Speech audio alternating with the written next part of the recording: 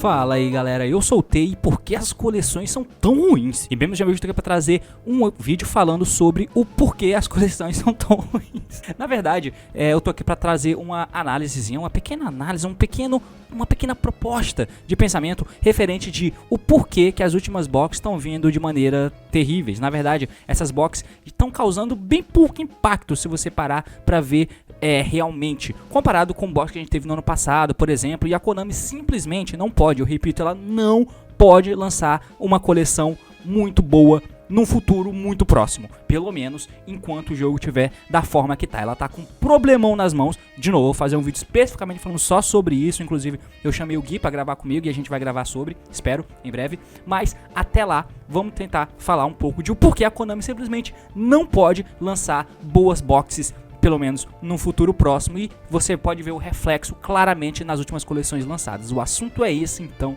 vamos lá.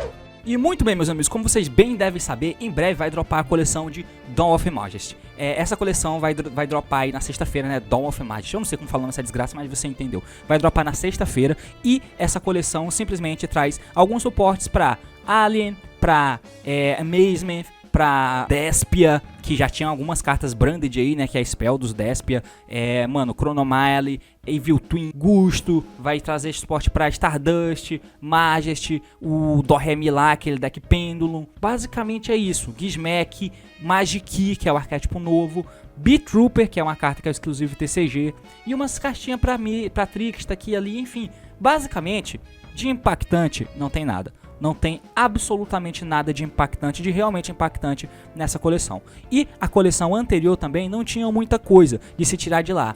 Nem em questão de arquétipos específicos, visto que não tem nenhum arquétipo que foi inserido naquela coleção que tá no meta, como vocês podem ver. Nessa coleção também não tem nada nem próximo disso. Se você parar pra olhar staples, não tem staples muito absurdas. Uou, meu Deus, que staple foda. Essa box pelo menos tem essa staple insana, não tem. Aqui tem aquela staple de fusão que traz, tipo como se fosse uma Instant Fusion extra, tá ligado?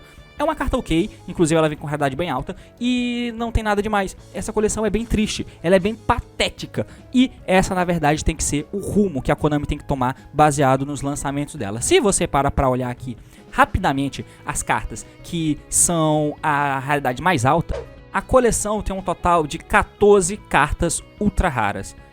Além de ter aqui uma quantidade de cartas secrets, né? Então tem 10 cartas secrets e tem ali dessas secrets algumas são Starlight, das Ultra algumas são Starlight e tem uma que é especificamente Starlight, que é o Stardust Dragon.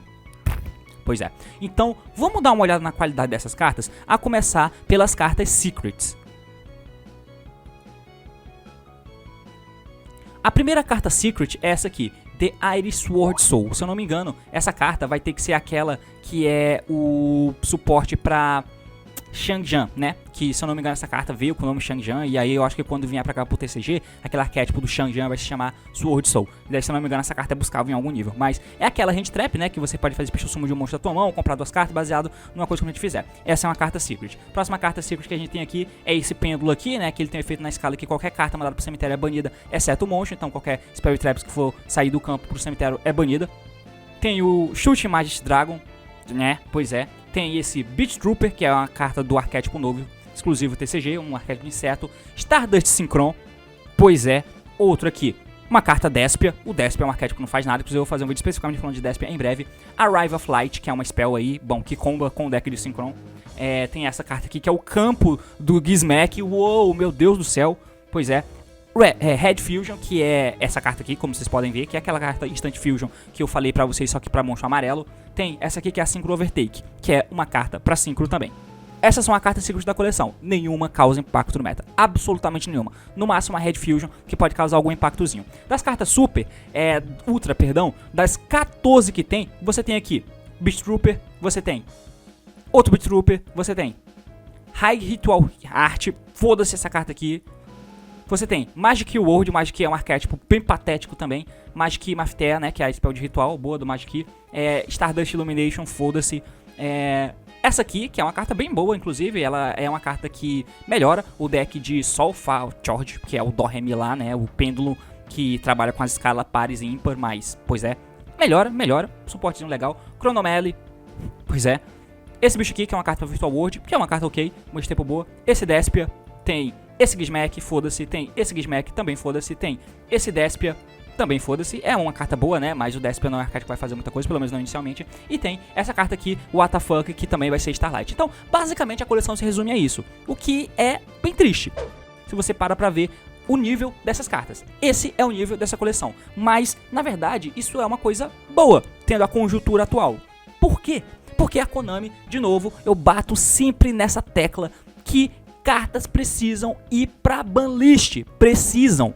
Senão o jogo fica inchado. E estamos num ponto hoje, os decks são tão bons, as coisas melhoraram tanto pros decks, a dinâmica do jogo evoluiu tanto, e os decks, simplesmente por jogarem, eles podem ganhar o jogo de você, quase que independente de qual deck seja. Isso é simplesmente inaceitável. É claro, tem alguns fatores que fazem decks serem melhores ou piores, dependendo da situação, senão todo deck seria meta, mas ainda assim, estamos no meta altamente aberto. Por mais que você possa cravar que Tri-Brigade, Prankids, Drytron são os melhores decks do formato, são decks mais populares e tal, tudo bem, eles podem ser os decks mais populares, mas é inegável que eles podem perder pra qualquer deck, qualquer um dos 10, 12, 15 rogues que existem por aí, qualquer um, você pode perder pra qualquer um deles, simplesmente porque eles jogam.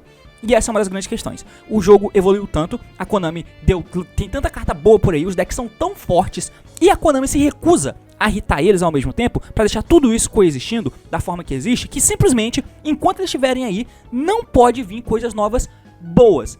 Não pode, porque senão, ao invés de ter 15 decks que ganham porque sim, a gente vai ter 20 decks que ganham porque sim. E isso não pode existir, não pode ficar tão inchado, a menos que ela lance um deck tão melhor do que todos os outros, mas tão melhor nível Impacto Dragon Ruler. Impacto, não digo poder Dragon Ruler, mas nível Impacto Dragon Ruler, que dê a Power Creep lá pra cima. E aí ela cria um Tier 0. Beleza, nesse caso, ela pode lançar um arquétipo novo. E essa coleção vai vender milhões, ela vai ficar rica com esse deck, se ela resolver fazer isso. Mas a questão é que ela não faz isso e...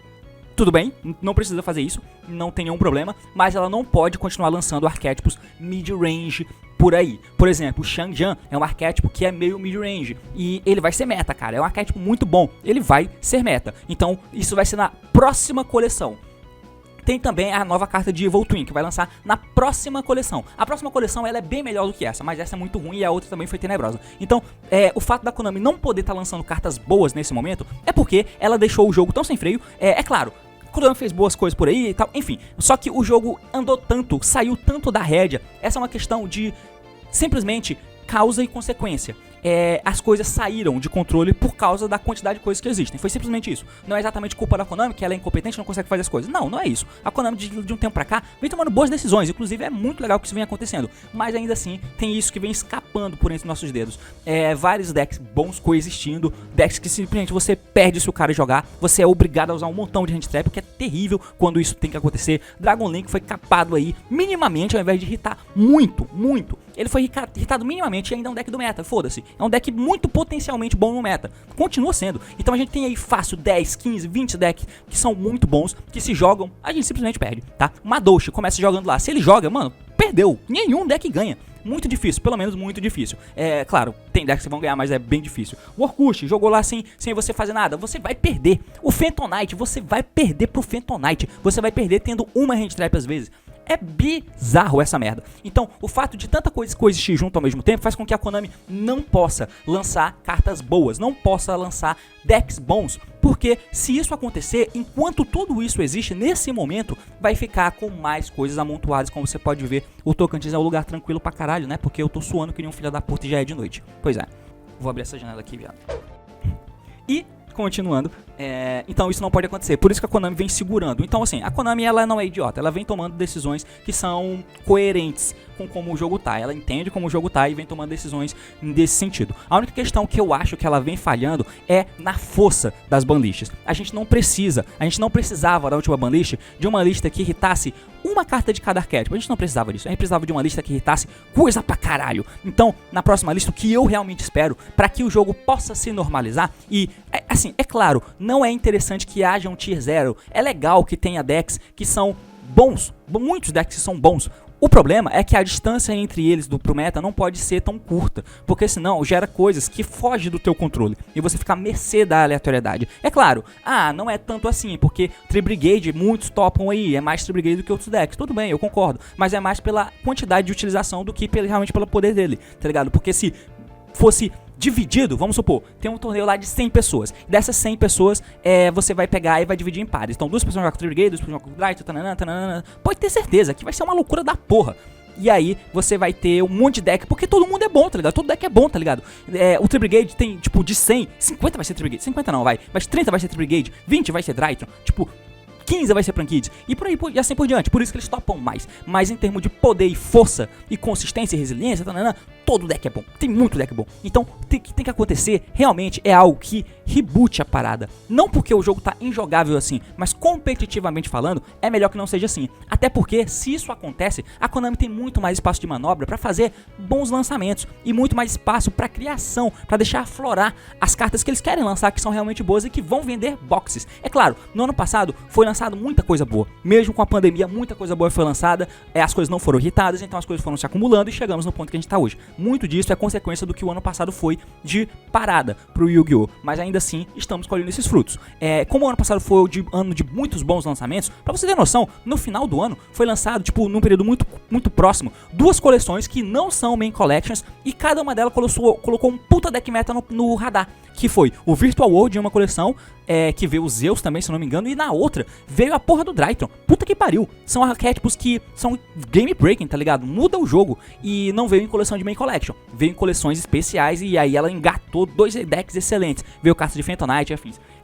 E foi um ano muito bom de lançamento. Aquela coleção do Dogma, meu Deus, é muito boa. Veio a coleção do Adamant Peito, do Eldritch lá no começo do ano. Veio o Link Vrains, né? A coleção do Overload, que veio as cartas do Link Vrains. Então foi um ano de cartas muito fortes. O Dragon veio, foi um ano de cartas muito boas. Esse ano, pra poder equilibrar, vai ser um ano de cartas horrorosas. E ela tem que fazer isso. Porque como tá tudo acumulado, de novo, se tivesse lançado tudo isso que lançou no ano passado, mas tivessem sido feitos hits fortes, com mão pesada, nesses decks que já existem por aí, o jogo não estaria assim. E a Konami poderia facilmente continuar lançando cartas boas nas coleções e deixar a box dela mais rentável para venda.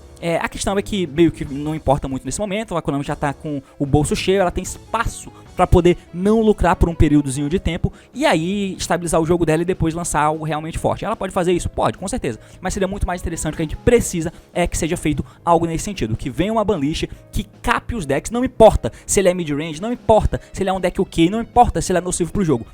O ponto atual já não é mais esse. O ponto é, precisamos nivelar o meta, precisamos tirar 15 decks do competitivo, tá ligado? Não pode ser assim, e precisamos fazer alguma coisa com isso. Então, Prankids vai ter que ser irritado, talvez o Tri-Brigade, mano, o Drytron, talvez o Drytron também, o Virtual World, e não pode deixar tanto deck tão próximo assim, com um patamar tão próximo um do outro, porque isso é estranho, entendeu? Muito estranho, competitivamente falando. É claro, você pode não entender o que eu tô falando, porque você é um catarrento do caralho, mas, competitivamente falando, é muito melhor que exista menos decks, que a distância entre eles não precisa ser um abismo gigantesco, mas não pode ser tão perto quanto tá agora. Não pode ter simplesmente 10, 15 decks que você perde só porque o cara jogou, entendeu? Não pode acontecer isso. Isso dá muita sopa pro acaso e pro azar. E o Yu-Gi-Oh! Não é um jogo de sorte. O Yu-Gi-Oh! Tem que ser um jogo de técnica, onde o teu treinamento e a tua habilidade faz a diferença. E do jeito que tá menos skillful do que deveria ser, justamente por causa da proximidade desses decks. Então eu acho que isso é corrigível via banlist. A partir dessa banlist, o Shang-Jian vai poder se aproximar no competitivo, o Evil Twin vai poder se aproximar no competitivo,